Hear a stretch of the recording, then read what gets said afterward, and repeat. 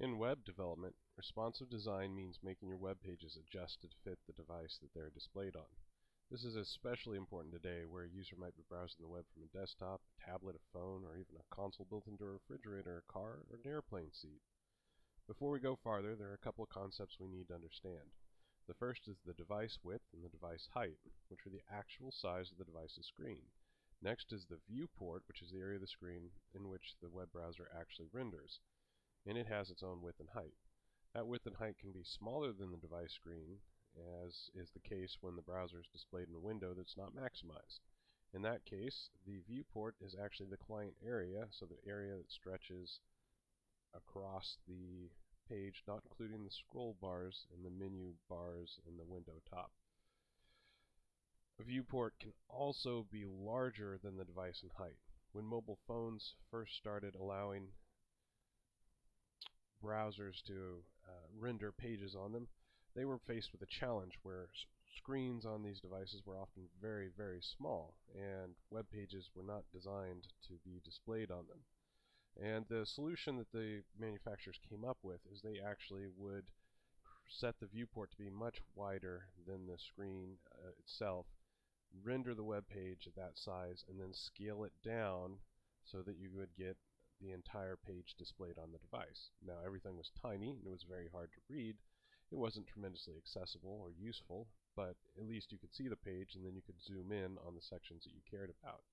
This remains the default behavior of mobile browsers to this day, and because the viewport is not aligned with the device size, media queries targeting sizes also do not correctly account for that device size.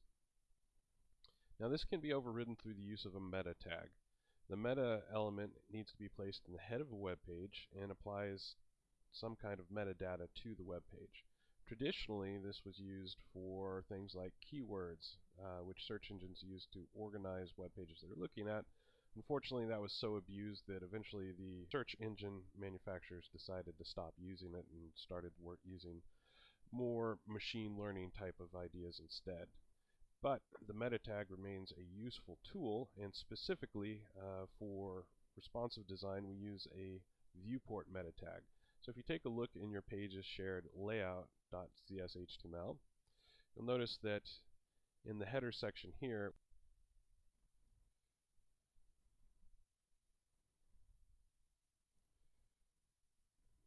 we actually have a meta tag whose name is viewport and whose content is width equals device width, comma, initial scale equals 1.0. What this actually does is sets the width of the viewport to be the width of the actual device that we're working with, and we also tell the device that we don't want to scale it. A value of 1 indicates we're scaling at 100%. This value can also range down to 0, which would scale it down to 0, or a value of 2 would say double the size, so we can scale it either direction. This meta tag needs to be included in any website that's intended to be responsive. Otherwise, you're not going to be calculating with the right dimensions. Once we know that viewport's set up to be responsive, we can turn our attention to creating some CSS rules to take advantage of that. And normally what we'll do is we'll first set all the rules for how the web page should be by default. So let's go ahead and add to our side a border. We'll make it 5 pixels and solid gray. And we'll change this appearance as we look at different sizes of screens. So let's say we want to change that anytime the screen is less than, say, 750 pixels. So we can do a media query and say that the max width should be 750 pixels. So anytime the screen is less than this 750 pixels, whatever rules we put inside here will apply.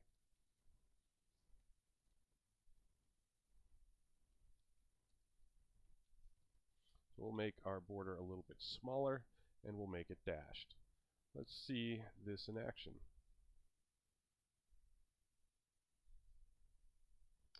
So if we go ahead and turn on developer mode and toggle our device toolbar we can change our responsive size to something less than our 750 pixel breakpoint. And if we change it to above that breakpoint, notice we have the solid line. Below, we have the dotted line. We can extend this even farther, potentially adding another breakpoint at a smaller width, maybe 490 pixels.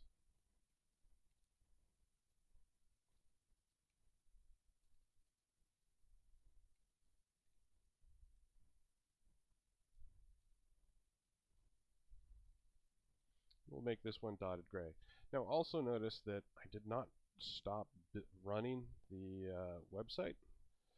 And if we're only making changes to CSS or to templates, actually we don't have to stop Visual Studio. We can leave it running and leave this web page up, and when we refresh the web page, it will pull down the new page values that we've supplied.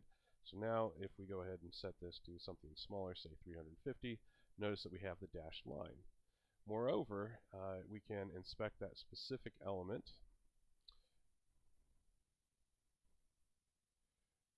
which is the aside. So if we grab that aside and then look down here in the styles, you'll notice that it is actually showing us that this media rule is actually being applied, the 490. Now notice it also shows us that the 750 is applied because also that one exists, and the original solid gray, but these have been marked out to show that they have been overridden by this newest rule. And as long as we do these in order, starting from our default, then the largest of the smaller sizes, then the next largest, we can add as many of these breakpoints as we want, and whatever the last version of the rule that we set was is the version that will be applied.